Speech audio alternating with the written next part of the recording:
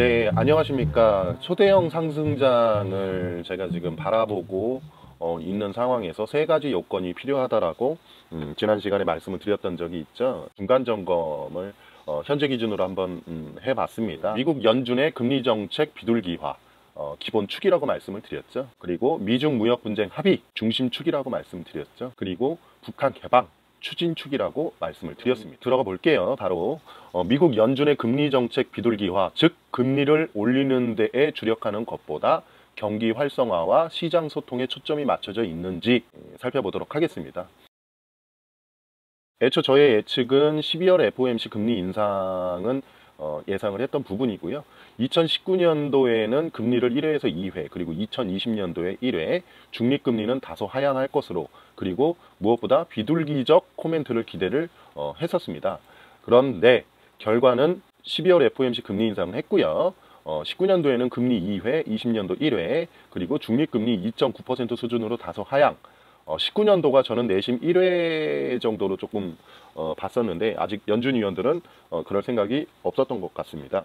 이른바 매둘기적 그 코멘트가 나오면서 그리고 시장 소통 의지가 부족한 것으로 보여지면서 시장이 굉장히 좀 실망을 했습니다. 그래서 저도 좀 불평을 좀 했는데 그 부분은 뭐 트럼프 대통령 이하 모두 다 불평을 하지 않았나. 하지만 그러한 코멘트적인 부분은 얼마든지 바뀔 수 있다라고 봤었는데요. 요번 1월 4일 미국이 이제 엄청 폭등했죠. 예, 코멘트가 바뀌었습니다. 전미 경제학회 연례 총회가 열렸는데요. 버냉키 그리고 옐런 전 연준 의장들이죠. 그리고 파웰 요 셋이 앉아서 이제 공동 인터뷰 대담 형태로 TV에 출연을 했습니다. 여기 이렇게 보시면 파웰 의장이 비둘기로의 변신 가능을 피력을 해줬습니다. 예, 일단 좀 살펴볼게요.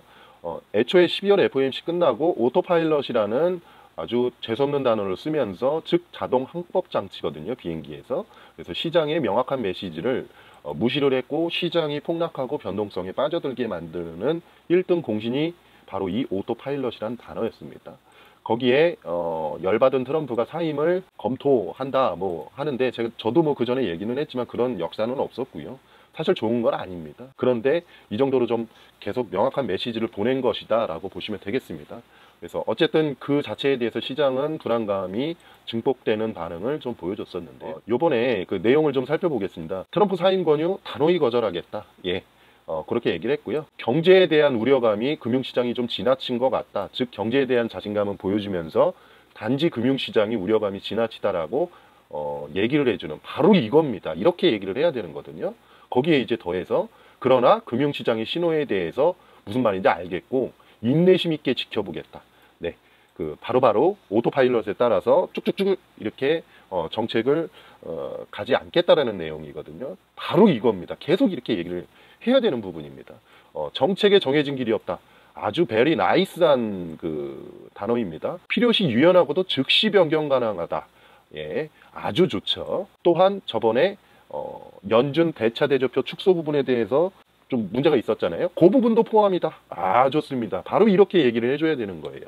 비로소 파웰 의장이 연준 의장다운 행보, 즉 시장을 소통하려는 모습, 립 서비스, 그러면서 두루뭉술하게 열어놓고 하지만 시장의 유화적 화법을 제시하는 바로 버냉키와 옐런이 잘했던 그런 부분을 바로 옆에서 형님 누나가 보는 가운데 파웰 의장이 A4지를 들고 얘기를 하더라고요. 그래서 아주 재밌었다 라고 좀 보여집니다. 혹시나 말실수할까봐 그랬던 것 같아요.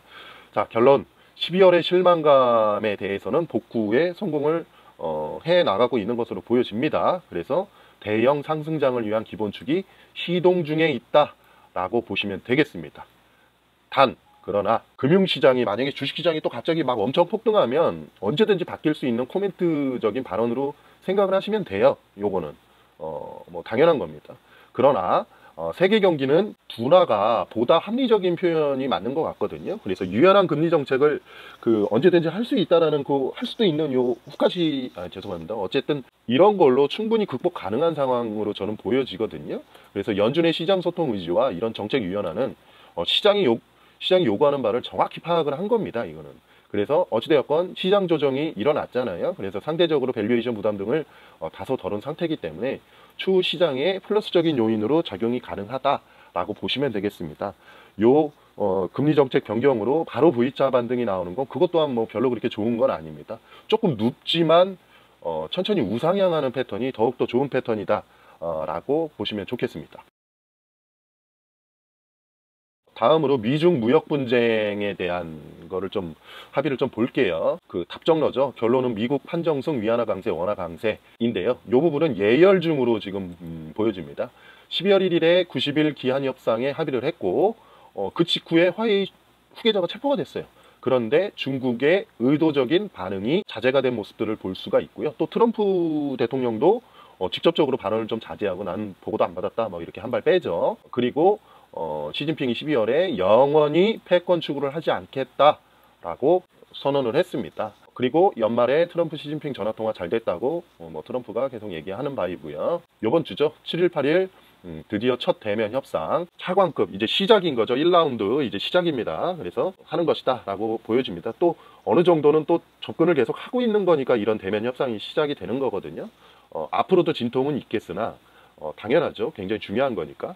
그런데 진행은 착착 되고 있다라고 보시면 되겠습니다. 그리고 1월 22일에 다보스 포럼이 있대요. 여기에 이제 중국의 이제 그 경제 해결사, 각종 해결사로 그 활약하는 사람이 왕치산 부주석인데 거기서 트럼프를 만나서 또 요 차관급 협상이나 뭐 여기서 또 뭐 아직 협의가 안 되는 부분들 또 조금 간극을 좀 좁혀나가지 않겠냐 라고 보여집니다. 또한 양측 모두 3월 1일이 협상 기한인데 인위적으로 기한을 잡고 하지는 않을 모양입니다. 이 얘기는 3월 1일을 넘길 가능성 솔직히 있다라는 겁니다. 그런데 관세를 즉시 발효하는 데는 또 한 번 유예가 있지 않을까라고 보시면 되겠습니다.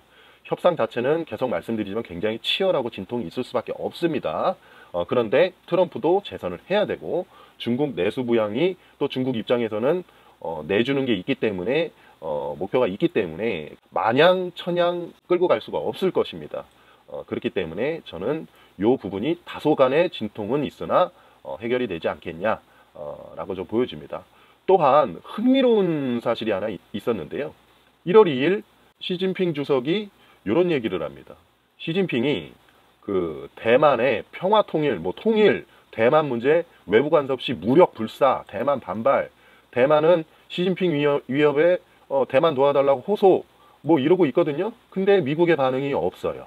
이게 벌써 나온 지가 며칠이 지났거든요. 물론 반응은 나올 수 있겠는데 시진핑의 좀 체면을 지금 살려주고 있는 것으로 좀 보여집니다. 일단은요. 이 내부적으로 좀 정치랑도 연관이 돼 있죠. 그래서 제가 이제 과장을 조금 섞자면 제2의 혹시 가스라 테프트 미략? 예, 우리나라가 일본의 합병이 되었던 아주 가슴 아픈 그 미략이 바로 가스라 테프트 미략 아니겠습니까? 미국은 필리핀을 먹고 일본은 한국을 먹겠다. 뭐 과장을 하자면 그렇다는 얘기인데 일단은 시진핑의 체면을 살려주는 상황이지 않냐라고 좀 보여집니다. 그래서 미중 무역 분쟁 협상은 양측이 성의를 가지고선 지금 임하고 있다라고 좀 보여집니다. 그래서 긍정적인 예열 중이다라고 보시면 되겠습니다. 다음 북한 개방입니다. 이 부분도 예열 중이긴 한데 미중 무역 분쟁 합의만큼의 긍정적인 것은 아닙니다. 그렇다고 매우 부정적인 것도 아니지만요.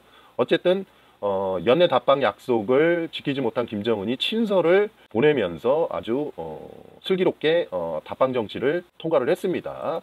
예, 그리고 1월, 2월에 뭐 북미 정상회담 추진 중 얘기도 뭐 있는데 지금 뭐 보아하니 트럼프도 뭐 서두르지 않겠다 뭐 하는 걸로 봐서 1, 2월에 안 열릴 수 있을 것 같아요.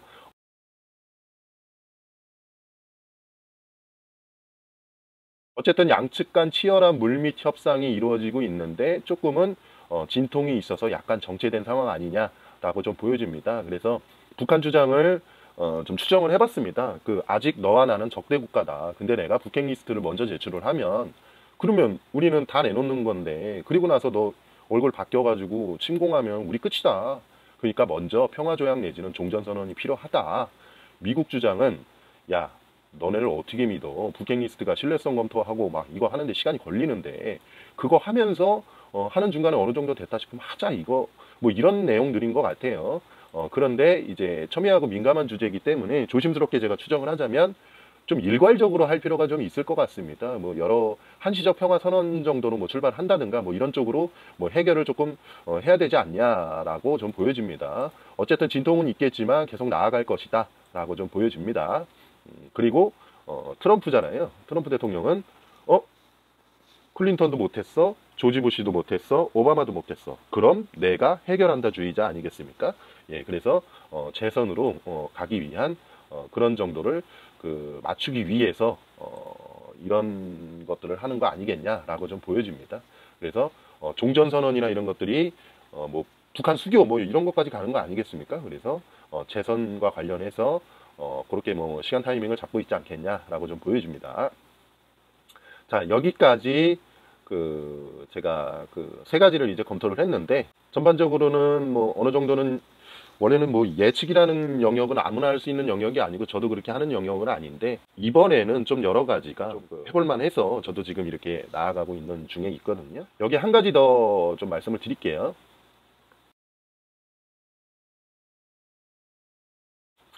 달러 약세 환경 도래 가능성이 점점 높아지고 있는 것입니다. 저 세 가지 때문에 일단 10년 주기로 달러가 기축통화잖아요. 그거에 대한 약세와 강세가 반복이 되면서 늘렸다 줄였다 늘렸다 줄였다 늘렸다 줄였다 이게 되는 거거든요. 그래서 계속 10년 주기로 했던 것 같아요. 80년대와 00년대는 달러가 상대적으로 약세였고 90년대하고 10년대는 달러가 강세였죠. 자, 그 다음은 약세일까요? 강세일까요? 자, 보세요. 미국 금리 정책이 비둘기화가 있었죠. 그리고 트럼프 제조업이 강조가 계속 되고 있는 것 보이시죠? 기축통화의 풀림과 조임 정책이 왔다 갔다 했던 것 그간의 경험이고요. 그 무역 적자가 너무 심하기 때문에 그거에 대해서 뭐 이런 것과 함께 이제 축소가 좀 필요한 상황입니다. 그래서 좀 돈을 벌어야 되겠죠, 미국이. 그래서 그러면서도 이제 패권 유지를 위해서 미중 패권 전쟁 지금 펼치고 있는 것이고, 그래서 특히 위안화가 제2의 플라자 합의처럼 뭐 되지 않을까 그렇게 보여집니다. 달러 약세 환경이 도래를 하면 우리나라가 마치 삼성전자와 삼성전자 외로 나뉘는 것처럼 달러 약세 환경이라고 하면 미국과 미국 외로 나뉘어지는데 조금 더 범위를 넓히면 선진국과 이머징으로 좀 되는데 이머징이 달러 약세 환경에서는 당연히 좋은 편입니다. 그래서 그 부분들을 좀 우리가 미리 알고 있어야 되겠다라고 생각을 하시면 좀 좋을 것 같습니다.